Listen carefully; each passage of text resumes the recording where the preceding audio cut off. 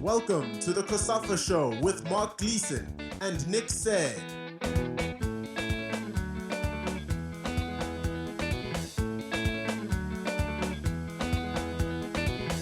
In this edition of the COSAFA Show, we delve into all things Lesotho football to understand the successes and challenges of the beautiful game in the equally beautiful Mountain Kingdom. We chat to Lesotho Football Association General Secretary Mohapi, who has overseen significant gains for the country on and off the pitch, but also admits there's still much work to do.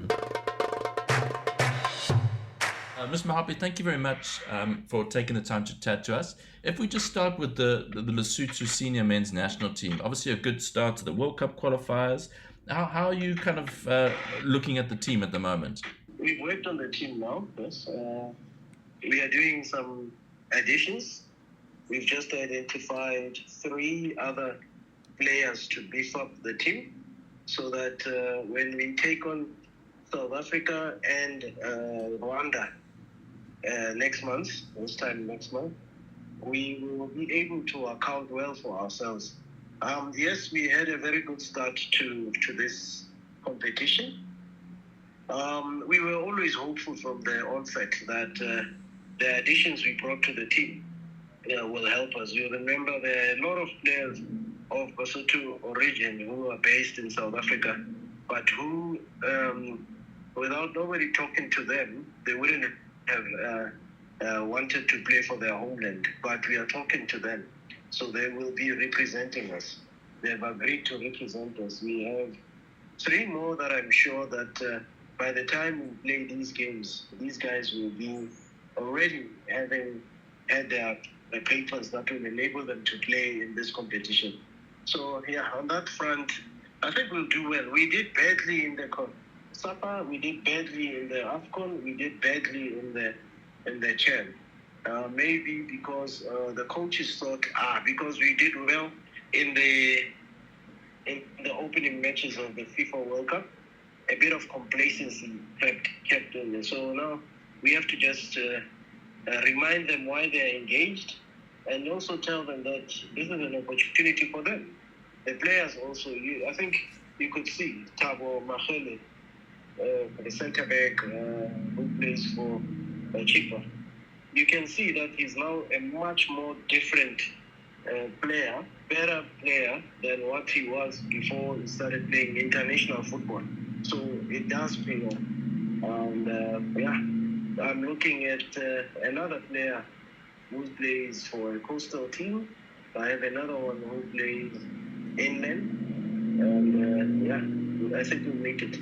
And then if we look at the women's national team as well at the moment, are you quite happy with the progress that is being made there?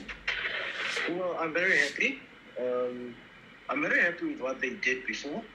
I'm very happy with what they're doing now. You see, we made a resolution last year that we should play against those teams that seem to be the ones which win women competition in COSAFA.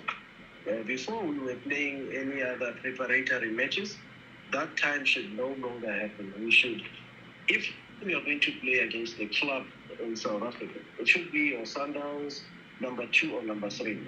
Not those that can just offer us a match. No. We are no longer going to do that. And also, if we are going to play against an international team, it should be one that is reputable. The likes of Banyana, we are playing Banyana this weekend, 2 matches. We should also look at Zimbabwe, Zambia, and Malawi. Otherwise, then we are wasting time when we are doing that.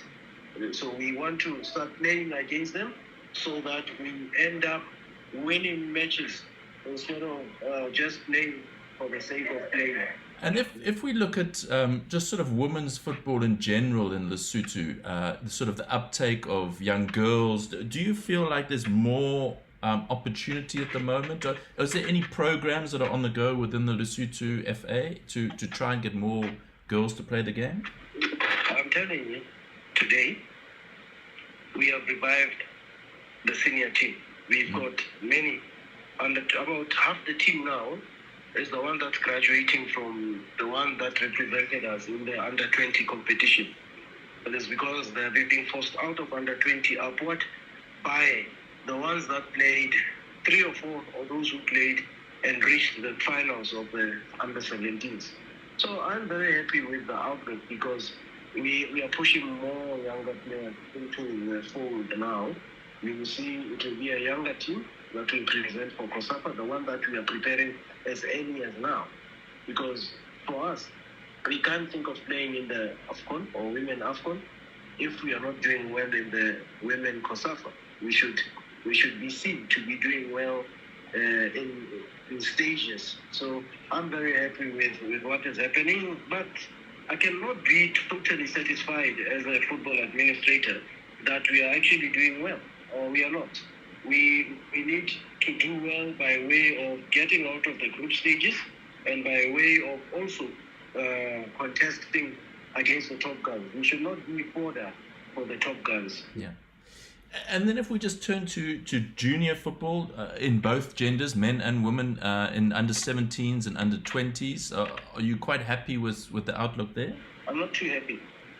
Yes, we do have pools of players and stuff like that, but it's high time the coaches respect the strategic direction and trajectory that we have set for ourselves.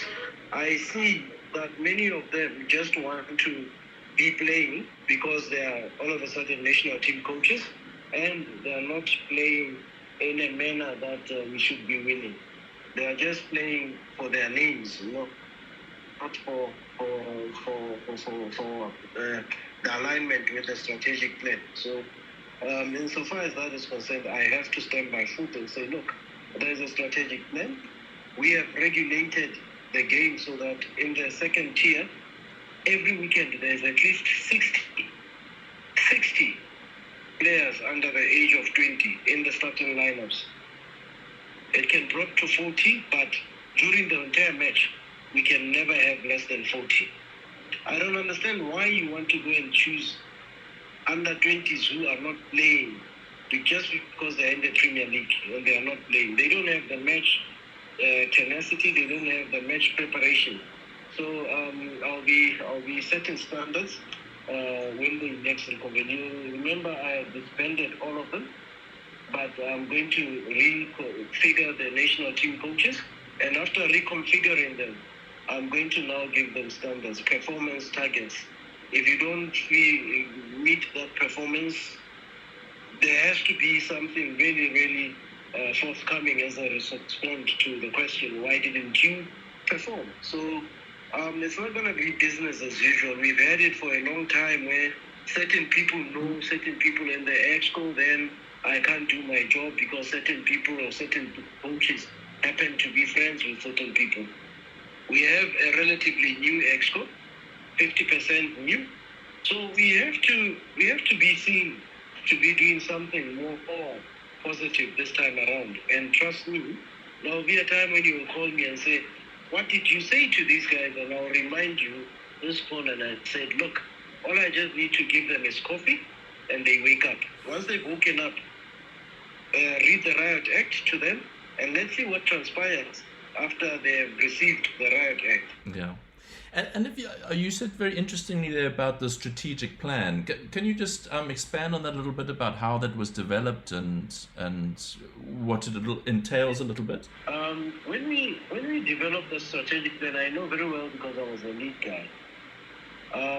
We looked at what is in the offering in terms of FIFA and COSAFA as well as CAF. For instance, when will the FIFA World Cup be played? Which ones are we coming up to participate in? For like CAF, I'm looking at the COSAFA, the CAF AFCON and the CAF Chan. How are they put in the system so that we are able to program the progression? Yes. So that what we do is, if we are going to have a COSAFA, what players do we use? When is the Chan? Because then there's no point having another team, a small nation like ours, having a different team to go with for the COSAFA and the Chan and everything. There's no progression. But if we're going to have a bit of time next time between COSAFA and Chan, then we can afford to send a team to Chan and COSAFA, and then prepare another team to go for CHAN. Well, the same applies to what's in between AFCON and CHAN. If the spacing is such that it allows, we then do something. If it doesn't, we have to look for continuity. That's the first approach. The second approach is, in these competitions, there has to be set objectives that we can achieve. Once we achieve those ones, we will then be able to say, look, how do we then achieve these? What type of support do we need? Because it's clear government won't help us. When government doesn't help us, the economy is a bit weak in the country. It won't be able to sustain these dreams. So we have to do it from whatever we have as resources. So on the basis of those things, we have to learn how to work within our means, but also dream big. That's the nature of that. And also, it is such that it is inclusive. What do I mean? The women also. We resorted to having the word women appear only 3 times in our strategic plan. Other than that, it's football. In other words, we are treating women in the same manner that we treat men. Of course, equitably, because these things didn't start at the same time. So it has to be equitable. So we are working on those things, and we will take them right up to where we really want to. The president and I have agreed that we should no longer approach and adopt that soft attitude towards people we have engaged. Because then, if we do so and we nurse them because they know somebody, we are not going to get anywhere. We have to be ruthless, because if you want to be at the top, you don't get to the top by being a very lame duck, you know what I'm saying? You have to show the tenacity, you have to show the hunger, you have to show that you really want to be where the others are. Why? In terms of administration, I don't think we are far off from anyone. In actual fact, I think we are among the best in terms of administration. But we are hampered by lack of government will, lack of the economy. But that does not stop us to achieve within the ambit of the resources available to us. And if we just turn our attention to the local league, are you quite happy with how things are going there? I'm not at all happy. I must say too. I'm not at all happy. And that is why at one point I called the chairperson of the league and his committee to tell them that, look, you're sitting on your laurels. You're doing nothing. You're basically running reports and then giving out the log. That's all you're doing. I need to see you move into commercialization of the entity. I need to see you doing just more than us playing for the sake of playing. It should be that it has objectives. What is the objective?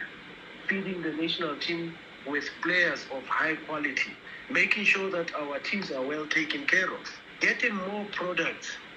That means televising games, streaming games, profiling clubs, doing the likes, just so that at the end of the day, this thing doesn't just become a game. It is a commercially viable entity that we can use as our mouthpiece to showcase to the world what our development is doing, what our capacity to manage and to innovate in football is about. So at this point in time, I'm sorry to say, no. On a scale of 1 to 5, they're probably just started moving from 0 to 1.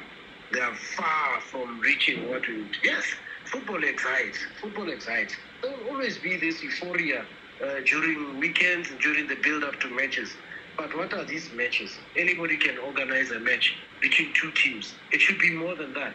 It should offer value for the supporters. It should also say, I've raised my hand as a product. Sponsors, where are you? Because this is a product. It has people, all the hallmarks of what the English football is, except that the level of the commercialization will not be the same. The economics will not be the same. But we should be seen to be addressing something. That is the growth of the league. And if we just move a little bit away from the pitch, in terms of any programs that the Lesotho FA might be doing with regards to referees, with regards coaching, administration, have you got anything on the go? We'll be training referees. We are worried about our referees. They simply don't care. Somebody needs to tell them that they have to be strong. But there are some very, very good referees who are true to the game, who respect the game. Those we need to make sure that they stay there in terms of mindset, and we improve them and we motivate them as well as incentivize them if we have to. But the coaches, I think we have done more than we had to do in terms of coaches. We have quite a lot of coaches that can rotate within our league. There's quite a lot of them. We need to just develop a lot of coaches below the elite coaches, because we do have elite coaches. Some of them, they need to really start looking at opportunities beyond the boundaries, geographic boundaries of the kingdom, so that the experiences that they bring back, we can really, really use them. In terms of governance and administration, I'm about to embark on a nationwide teaching practice about governance and whatever, because we've got, even in the regions, relatively new committee members that need to be opened up to the world of governance, especially football governance. I mean, there we are doing very well. It's only the translation from what we are doing in class to the football field that we need to enhance. If we look at schools football, obviously from a CAF perspective, they've got the African Schools Football Championship, which has become, Dr. Patrice Motsepe, the CAF president, has really put his weight behind that competition. How is schools football in Lesotho? That simply epitomizes the attitude of government in Lesotho, in the sense that we long embraced AFS. And then what happened is government took about 2 years before signing a simple MOU that, look, we will allow the children to participate because there are schools involved. Took 2 years. To the extent that when we saw that nothing is forthcoming, we agreed with COSAFA that we want to send teams, because we long started TDS and we wanted to bring the products of TDS into some competitive environment before them going into the under-17s and the stuff.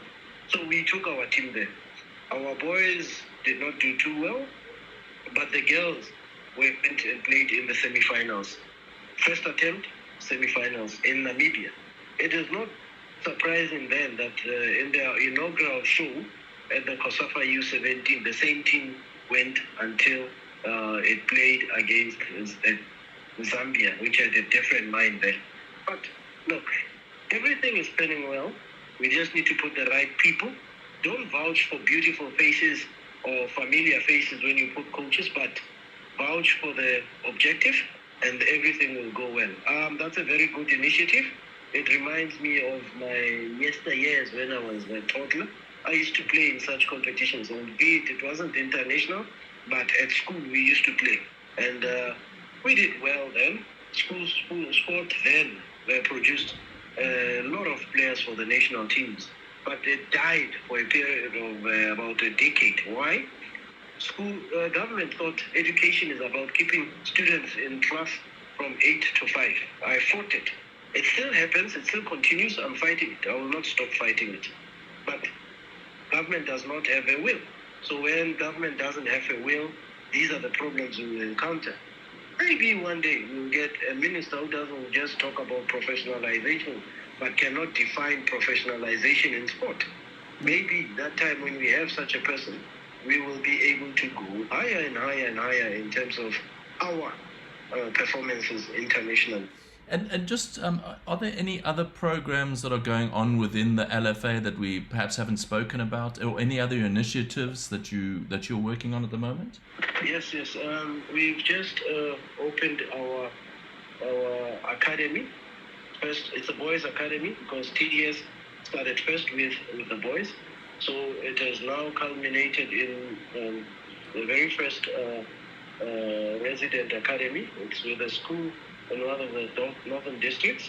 It's doing very well. They played in the C division. The C division is the 4th tier. Remember, these are 12 and 13-year-olds. They played there. They haven't lost a match. We just put them there, not primarily for competition, just so that they train for a purpose, or train with a purpose. So yeah, we opened it, and as we speak tomorrow, Yet Nerfa from FIFA and Saramelo Traka, who's the Southern African technical director in respect of FIFA, they'll be coming to Lesotho to go and see what we've done. I must highlight, while many countries are waiting for FIFA funding to start the academy, we decided to go on our own so that FIFA finds us having started this academy. Otherwise, it will still be stagnating like everyone else. But we decided, let's start this thing. Let's see where we get ourselves. And look, after all, we are the one who will benefit from that, not FIFA by funding it and bringing a coach. Let's start with what we have, and FIFA will find us running the race, and then we can only be better thereafter. I'm sure we are the first just to start. I mean, of the LFAs of our size, we are the first to start on our own without waiting for FIFA to come and bring the resources. Yeah. And then just lastly, if you kind of look ahead to the next 5 to 10 years, what for you is the major priorities for Lesotho football in that period? The priority in the next 5 to 10 years. Laughable, eh? Obviously, let's tip the table. Let's put the table into perspective. We need to get better coaches, better placed players, a better league, better development structures. Not that we have nothing, but we need to improve them dramatically. We need a set vision, We need to follow a set vision that places us right into what will be happening in the next decade. I'll tell you, for now, we haven't researched about football. We are just playing football. Coming from a sports science environment, coupled with a commercial perspective, education, I desire to do much more for this country than I've done. I've organized the country in terms of football, found it not too organized, but then we need to move to the next rung in order to get up. So that rung will be to start adopting and using sports science in terms of our football. That's the only way we can grow. I mean, I don't understand. We are competing without using data and sports science perspectives, but we are doing well. Imagine how we will do when we start moving into that sphere where we use sports science and do what the others are doing now. Remember, they cannot get better than what they are now unless they start using robotics. So if the football is still for human beings and they are there already, they can only stagnate as we come closer. They want to use AI, but remember, you cannot program the human being. It's biological, so it's about anatomy and physiology, aided by sports science. So if we can embrace that, I think we will catch up quickly. We wish Lesotho the best of luck in their upcoming 2026 FIFA World Cup qualifiers in March, where they will play South Africa and Rwanda. Don't forget you can listen to more of our podcasts on our COSAFA YouTube channel, Spotify and iTunes, and also get the latest news via our website at www.cosafa.com.